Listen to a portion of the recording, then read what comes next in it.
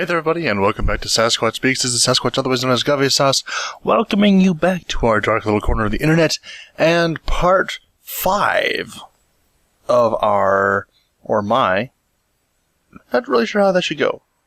We'll go with my for right now. We'll have my gaming breakdown, all the stuff that I've gotten involved with over the years in terms of video games and all that sort of fun stuff like that there.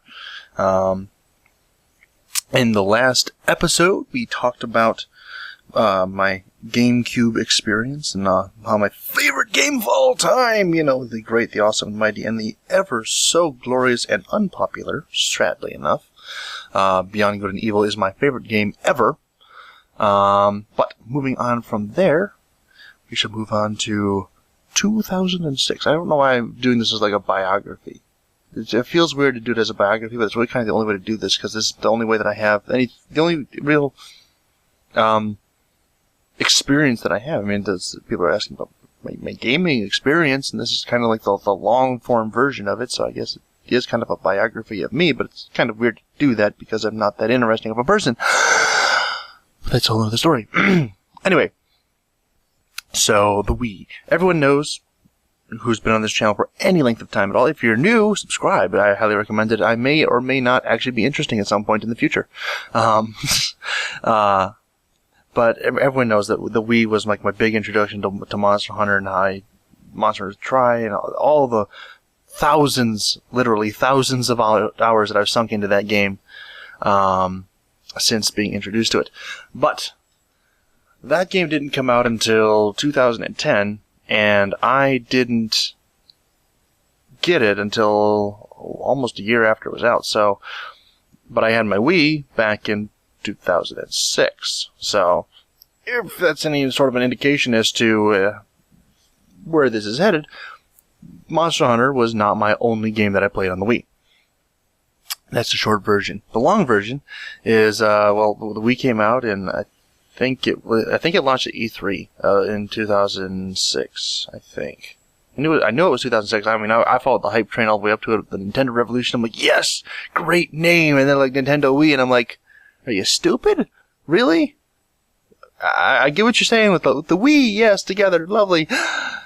The Revolution sounded actually like a legitimate, gaming console. Yes, we're going to take this in a new, more hardcore direction, and then like Wii. I'm like, okay, I will remain the dedicated Nintendo fanboy and follow you through on this.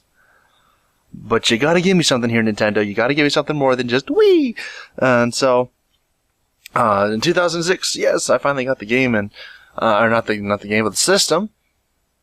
And I actually got it several months late. It was one of those things like, okay, well, I'm gonna get it as soon as I can.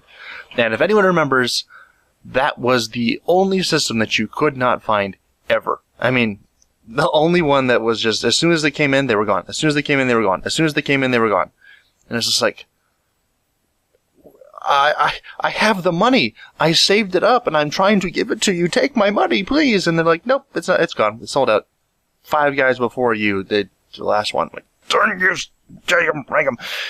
So, I took to just sending money with whoever was going out of the house, and like, hey, while you're out, stop in at a GameStop or a Meijer or something and just ask, hey, you guys got a Wii? Finally. Like 6 months after it came out, I think it was like October. No, it was December. I remember this. It was December. It took me that long to finally get one. And it just so happened that I'd messed up my hand really badly like a couple of days before, and so I couldn't even play the stupid thing. And so I sent money out with my mom, and she comes back and she goes, hey, I got it. I'm like, okay, great. And so I run over and I grab the box and I open it up with my left hand because my right hand was all messed up and I couldn't use it. And so I open it up and it was an empty box. And I'm like, what? She goes, it was a joke. She had she took the insides out and left them in the car and just handed me the box to be like, just really, really mean and nasty to me. But that was a whole other story. Yes. So I got it, and it came packaged with Wii Sports, and so I played that for about 4 months without getting any new games. I'm like, okay, time to get some new stuff. And so I splurged. I mean, major on the games. I bought Red Steel. I bought what was it, Excite Truck. I still have that game. It's really good. What else did I buy? Of course, I got Twilight Princess. I think right off that was I know, splurge. I only got 3 games, but to me that was like a major step forward. Like, hey, I got 3 games all at the same time. It's just like the best thing ever. And so it was fun. It was a good time, and it kind of let me get so to speak, get my feet wet into the Wii market, and a slightly more, I won't say like adult form of gaming, but a slightly more grown up form of gaming. Because I mean, the GameCube, like I said, still has my favorite game of all time. Incredibly deep story, incredibly engrossing characters, but there was a whole different aspect in terms of Wii gaming versus GameCube gaming, and now it's kind of going back the other way with the Wii U, but that's for tomorrow. Yeah, fun stuff. But so I played those games, and I remember inviting my friends over, and we tried the multiplayer on Red Steel, and honestly, just to be brutally honest, the multiplayer on that game was terrible. It was practically unplayable. It was so bad. And so we came up with the idea of just swapping on and off, and as you died, you gave it back to the other person.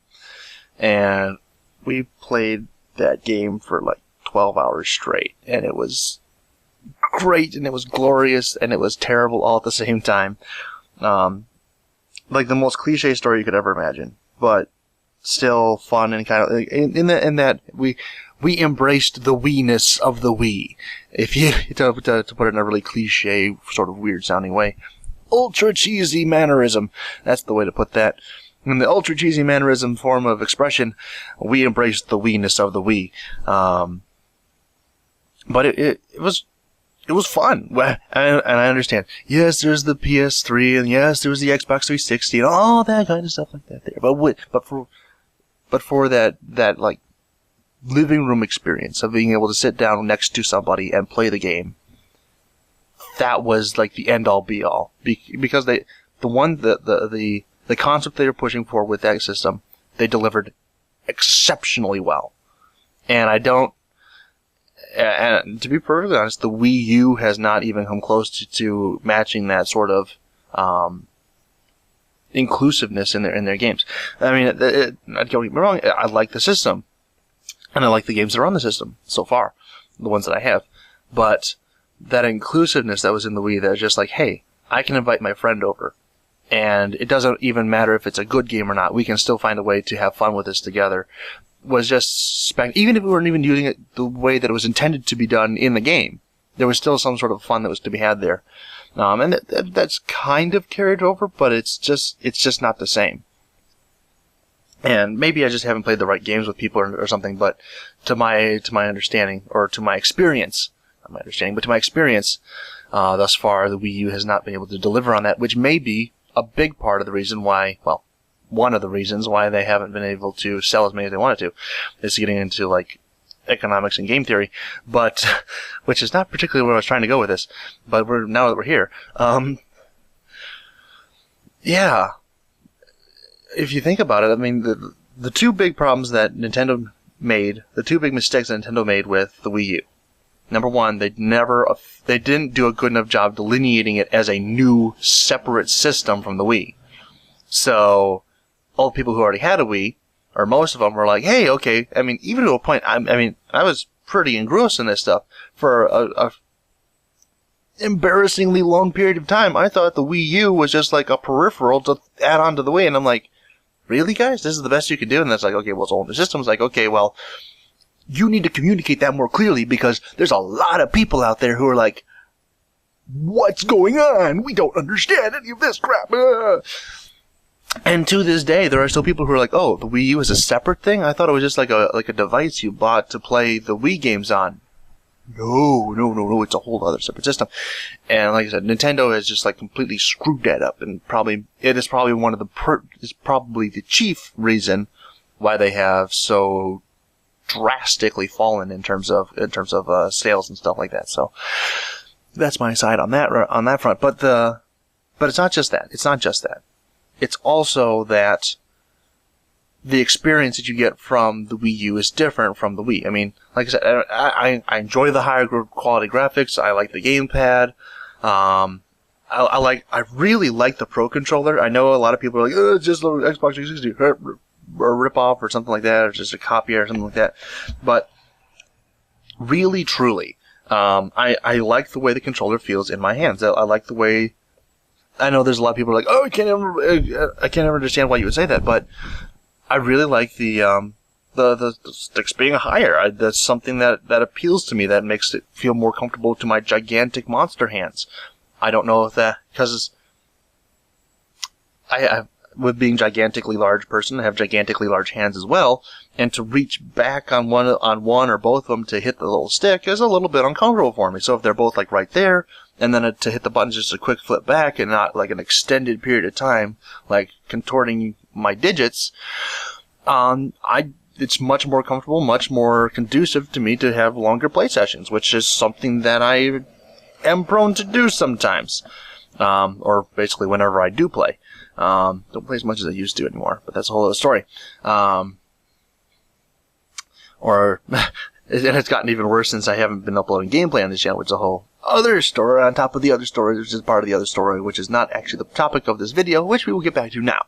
So yes, the Wii was and still is the game that not this game, but the system that I have. Well, okay, this is the system that I bought the second highest amount of games for. The Game Boy Color was still, or Game Boy Color into Advance was the anything with a Game Boy title attached to it that would play the Game Boy games of any way, shape, size, or variety. That was the system that I bought the most games for. At one point, I probably had 30 or 40 games at the same time. Oh, man, that brings up a bad memory. So I had, another side, going back to the Game Boy. It was the big thing in those days to have all your games with you all the time. And I know nowadays, just like, okay, well, I'm going to go on a trip and I'm going to grab 3 or 4 games and it'll be good. And rightfully so, because a lot of them have that sort of replay value, like Monster Hunter or even Pokemon nowadays. If you're trying to get all your Pokemon EV trained and everything like that, there's a lot of replay value there. In the olden days, replay value was a little bit less prominent. I mean, there were still good games you could play a lot of time. Like Pokemon was a thing back then, but a lot of them were just kind of like, okay, well, I'll pick them up and I'll play it for about an hour and a half, maybe 2 hours at the most, and then I'll go and play something else. So you just brought everything with you. And even the ones with the higher replay value, if you played those a lot, it wasn't great. It wasn't like a big thing to keep just playing them endlessly and just hope that something new comes along. But it was, so like I said, you brought all your games with you. And I had this really cool pouch that had all of my GameCube, or not GameCube, but all my GameCube, keep trying to say GameCube, it's Game Boy. That had all of my Game Boy games in it that I've just brought with me everywhere. And we went on this trip up to visit my grandmother, who lives like 400 miles north of us. And about halfway there, we stopped off at this place called Birch Run. It's kind of like a shopping outlet. My mom went and did some shopping there. And I just stayed in the car to just play my games. I'm like, okay, well, there's nothing here that I want to watch or do or shop for. Why would I want to shop? I just want to sit here and play my games. Okay. We'll be back later. So I sat there and I played, and the whole rest of the family got out of the car. I know, you left a kid in the car. Don't worry about it. I'm fine. So sat there and I played, and everyone came back, and we started to drive away. And I'm like, okay, well, I've been playing this game, whatever it was, long enough. Now I would like to play something different. And as I went to reach for my pouch, I realized it wasn't there. And it immediately dawned upon me what had happened. when my sister had gotten out of the car, she had inadvertently kicked it into the parking lot with my 20 or 30 games, which were encapsulated inside. And at the time, I was probably about 9 or 10. So you can probably imagine the level of panic that set in. It's like, holy crap. I just had everything. All the games. All of the games were in that. All of them were in the pouch. I mean, I still have my Game Boy because it's in my hand, and I have, like, the one game that was in there. I think it was, like, Warrior Land or something like that. And all the rest of them, without exception, all of them, my entire collection was gone. Like, why? Save me, someone. No, don't make this be the thing that happened. And it was terrible. And I was like, no! The super dramatic, no! That's in all the movies and really shouldn't be because it's terrible screenwriting. And it's really stupid to watch on screen. I mean, seriously. Okay, another aside. Getting off topic. Again, still. Why do they have that every movie where anything bad could happen? Just always, no! It's like, I don't know anybody who would actually react like that to that situation. I mean, like, I could understand, like, okay, well, in like, the Wolverine movie, X-Men Origins Wolverine, the woman apparently died. We all know that she doesn't. Spoiler alert if she didn't see this movie, but she didn't really die. And, he should have been smarter to figure out, oh, there's, like, no wounds on here. This is just, like, fake blood, and she's, like, something just weird happened. I don't know, but observation. Anyway, getting back to the point of the non-point of the story that's not really attached to this video at all. But, he just stands there, he's just holding her, and he just, like, points his face towards the sky and just screams out, ah! It's like, dude, you're the Wolverine. You have, like, that weird, uncanny ability to, like, smell people. You should not only be able to tell who was near her at the time of her apparent demise. We all know it's bullcrap. But you should be able to go, okay, this is the person who did it. This is the direction he went. And I am the Wolverine. I can chase you down and kill you. Okay, this is a logical course of action for me to follow in this scenario. I don't have to sit here and just scream my bloody guts out over something that I can clearly at least take some sort of action in and just make myself feel better, really. I mean, sure, it's not going to... the apparently dead person, you're not going to bring them back, but, you know, it's a course of action which will make you feel a little bit better at the time. Probably not later in the future, but for the time, you know, it makes sense, right? Right? Come on, give me something back here. You can't, because you're a disembodied audience that I'm speaking to a computer and a very poor microphone. Yes. And hopefully my improvised pop filter is keeping my audio from going in and out like it was in the last video, which I'm very, very sorry for, and I'm just now realizing that it is a thing that is happening. But hopefully like I said, my improvised pop filter is preventing that from happening. So yes, moving on. Going back to the topic at hand. Yes. So I played the Wii. I had a lot of fun with it. Of course, it was my big introduction to Monster Hunter. Across the two characters that I had in that game, I played like 1,500 hours.